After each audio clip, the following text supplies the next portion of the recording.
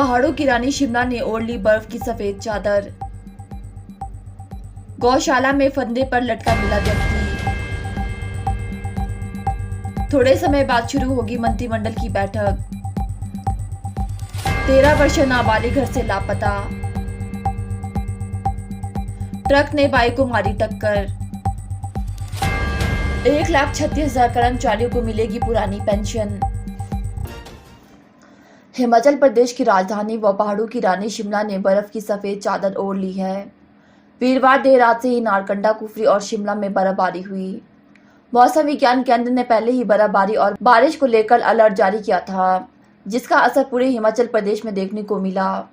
ऊंचाई वाले क्षेत्रों में अभी भी बर्फबारी का दौर जारी है। बर्फबारी को देखने के लिए आज सुबह से ही सैलानी पहाड़ों का रुख करते हुए नजर आ रही है। वहीं कुफरी में सैलानी बर्फ से खेल रही है। सबको मेरी राय है, जो कि ये इंटरव्यू जो देख रहे हैं टीवी आपका चैनल, वो शिमला कुफरी ज़रूर आएँ, बर्फ़बारी का आनंद लें। बहुत मज़ा आया। कल सारी जगह पे पुलिस मुस्तैदी से अपना काम कर रही थी। हर जगह पे कहीं भी जाम नहीं लगने दे रही थी। ट्रैफिक बहुत अच्छा, काफ़ी रश है, फिर भी ट्रैफिक काफ़ी अच्छा कंट्रोल किया था। और होटल्स तो बहुत है, कोई क्वालिटी बहुत अच्छी है होटल में, हीटर वगैरह सब है, कोई ठंड नहीं, कुछ नहीं, सब बहुत अच्छा है। इस बार खाया बहुत अच्छा लगा, देसी घी के साथ दिया, बहुत ट्रेडिशनल चीज़ थी, खा के गरमाइश भी महसूस हुई। शिमला में हम लोग जाएंगे घूमने, अभी तो हम कुफरी जाएंगे और शिमला के अंदर तो अभी कुछ ज़्यादा अभी हमने सोचा नहीं है। अभी पूछेंगे माल रोड और रिज पे जाने का विचार तो है ही। राजधानी शिमला के ठियोग में एक व्यक्ति द्वारा फंदा लगाकर आत्महत्या किए जाने का मामला सामने आया है। मृतक की पहचान 51 वर्षीय सोहन सिंह के रूप में हुई है। पुलिस ने शव को कब्जे में लेकर आगामी कार्यवाही शुरू कर दी है। परिजनों के अनुसार उनकी गौशाला घर से करीब 400 मीटर दूर पर है। सोहन ने देर शाम खाना खाया और वह अपने कमरे में चला गया। सुबह जब परिजन उसके कमरे में उसे जगाने के लिए पहुंचे तो सोहन कमरे में नहीं था। उन्होंने आसपास उसकी हर जगह तलाश की, लेकिन सोहन का कहीं कुछ पता नहीं चल पाया।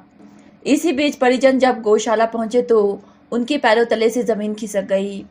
उन्होंने देखा कि सोहन फंदे से लटका हुआ था।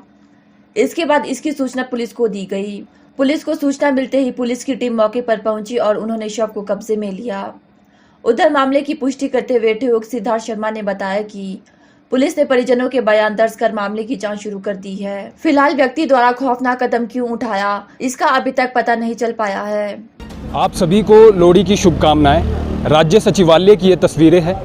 आज मंत्रिमंडल का जो गठन हुआ है उसके बाद कैबिनेट की पहली बैठक होगी। थोड़े समय बाद जो है ये बैठक शुरू होगी। सरकार ने जो वादे चुनावी समय में किए थे उन पर कितना खरा उतरती है आज ये देखना होगा। कई तरह के वादे जो है चुनावी समय में सरकार द्वारा किए गए थे, चाहे वो ओपीएस का वादा हो, महिलाओं को 1500 रुपये देने का वादा हो, 2 रुपये किलो गोबर जो है उसको देने का वादा हो। इस तरह के कई जो वादे हैं सरकार ने चुनावी समय में किए थे। अब देखना ये होगा कि कितना खरा जो है सरकार इन वादों पर उतरती है। मंत्रिमंडल के जो तमाम मंत्री हैं उनको विभाग बांट दिए गए हैं और आज की जो बैठक की बात की जाए तो उसमें सबसे बड़ा मुद्दा ओपीएस ही रहने वाला है। काफ़ी समय से कर्मचारी इंतज़ार कर रहे थे कि कब जो है ओपीएस पर एक बड़ा फैसला लिया जाएगा और कहीं ना कहीं आज वो दिन है। अब देखना ये होगा कि ओपीएस के लिए सरकार किस तरह से जो है वो तैयारी करती है और क्या फ़ैसला लेती है। क्योंकि बात की जाए सरकार की तो सरकार के पास जो खजाना है वो बिल्कुल खाली है। 75,000 करोड़ के जो कर्ज है वो सरकार पर इस वक्त है और कहीं ना कहीं आने वाले समय में 3,000 करोड़ का और कर्ज जो है सरकार लेने वाली है। तो अब देखना ये होगा कि इतने पैसों के साथ, क्योंकि और भी जो कार्य है, कार्यप्रणाली को चलाने के लिए सरकार को पैसों की ज़रूरत पड़ती है। तो ओपीएस का एक जो मुद्दा है जिसके लिए सरकार जो है निवेश करेगी, तो देखना ये होगा कि कैसे जो है इन पैसों को ओपीएस के लिए लगाया जाएगा और तमाम जो और कार्य है वो कार्यप्रणाली के तहत कैसे होंगे। सुचारू रूप से अब जो है सरकार कार्य करेगी। इस बैठक के बाद कई तरह की चर्चाएँ होगी और उसके बाद अगली जो कार्यप्रणाली है उसके लिए सरकार पूरी तरह से काम करेगी। साथ ही मुख्यमंत्री ने ये भी कहा है कि प्रदेश उनका पहला घर है और आने वाले समय में कई तरह की सरकार ऐसी नीतियां सामने लाएगी जिससे प्रदेश जो है मजबूत बने और पूरे भारतवर्ष में जो प्रदेश हमारा हिमाचल प्रदेश राज्य है वो मजबूत बन के उभरे। तो अब देखना ये होगा कि सरकार आने वाले समय में किस तरह से कार्य करती है। पिछली सरकार की बात करें तो बार बार विपक्ष और जो पक्ष है वो आपस में लड़ता रहता है और बार बार कई मुद्दों पर उनकी जो आपस में बहस होती है। तो अब जो सरकार है, नई सरकार है, किस तरह से कार्य करेगी और आज की जो ओपीएस का मुद्दा है उस पर कितना बड़ा फैसला सरकार लेने वाली है, ये देखना होगा। हिमाचल प्रदेश की राजधानी शिमला के ठियोग में 13 साल की नाबालिग लड़की संदिग्ध परिस्थितियों में कहीं लापता हो गई।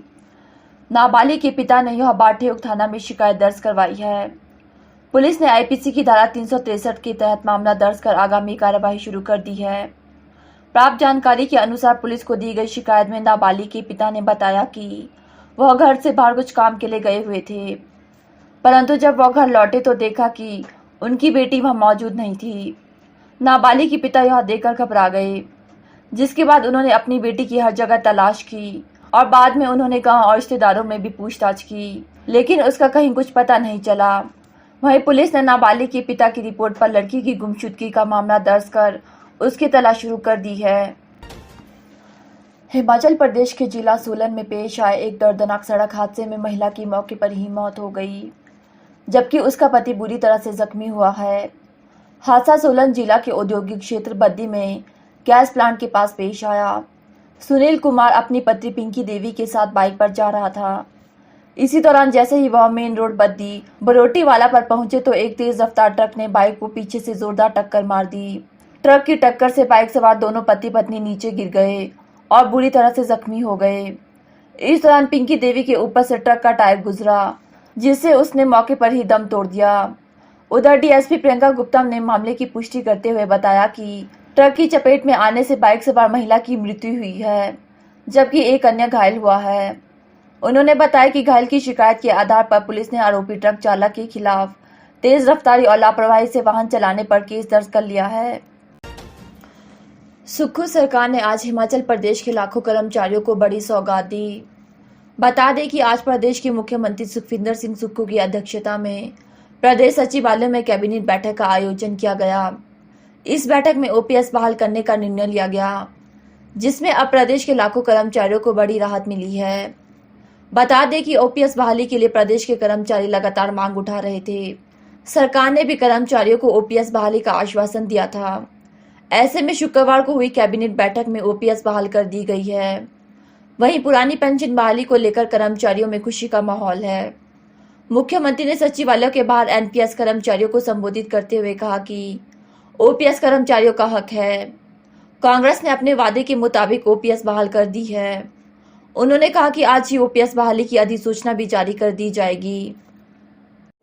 ओल्ड पेंशन स्कीम के तहत लाएंगे। 1 महीने के बाद हमारी कैबिनेट का एक्सपेंशन हुआ और हमने जो वादा किया था कि पहली कैबिनेट, आज हमारी पहली कैबिनेट हुई जिसमें मंत्रिमंडल ने यह फैसला किया कि जितने भी सरकारी कर्मचारी और अधिकारी हैं जिन्होंने प्रदेश में विकास की नई सीमाएं लिखी हैं, नए आयाम स्थापित किए हैं, उन सबको तकरीबन 1,36,000 के करीब ये सरकारी कर्मचारी हैं जिनको ओल्ड पेंशन स्कीम का लाभ आज से मिलना शुरू हो गया है। इसकी नोटिफिकेशन फाइनेंस डिपार्टमेंट आज या कल में कर देगा और निश्चित तौर पर हम कह सकते हैं कि जितने भी हमारे 1,36,000 कर्मचारी, चाहे वो बोर्ड्स के हैं, चाहे वो निगमों के हैं या कारपोरेशन के हैं, जो भी पेंशन्स के तहत आते होंगे, उनको ओल्ड पेंशन स्कीम के तहत लाया गया है। और जो सरकारी कर्मचारी रिटायर हो चुके हैं उसका पिछली सरकार ने 9,000 करोड़ रुपए का एरियर है जो आज तक नहीं दिया।